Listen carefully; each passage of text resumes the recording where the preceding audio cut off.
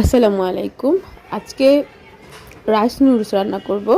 প্রথমে তেল দিয়ে পেঁয়াজ দিয়ে নিয়ে নিচ্ছি। একটু হালকা বাদামি হয়ে এলে আমি রাইস নুডলসটা সিদ্ধ করে রেখেছিলাম, ওটা দিয়ে একটু নিয়ে নিচ্ছি ভালো করে এপিটে নিয়ে।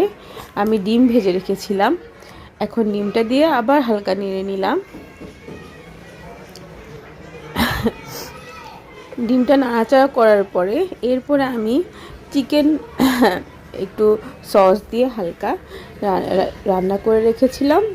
চিকেনটা রান্না আমি অন্য একটা ভিডিওতে দেখিয়ে দিব কীভাবে চিকেনের সসটা রান্না করেছি। একটু পেঁয়াজ কলি দিয়ে দিলাম, দিয়ে আবার নাড়াচাড়া করে একটু ধনিয়া পাতা দিয়ে নেড়ে চেড়ে সুন্দর করে গরম গরম দেখুন কি সুন্দর কালার হয়ে গেছে। আর নুডলসটাও অনেক মজা হয়েছে। রাইস নুডলস রান্না করতে নুডলসটা একটু অনেক সিদ্ধ করতে হয়, অনেকে এটা করতে পারে না, বাট একটু সময় নিয়ে সিদ্ধ করে আর একটু খেয়ে দেখলে তখন ভালো লাগে, খেতেও ভালো লাগে। দেখুন আমার রাইস নুডলসটা অনেক সুন্দর হয়েছে। আমি একটু একটা প্লেটে নিয়ে নিলাম খাওয়ার জন্য।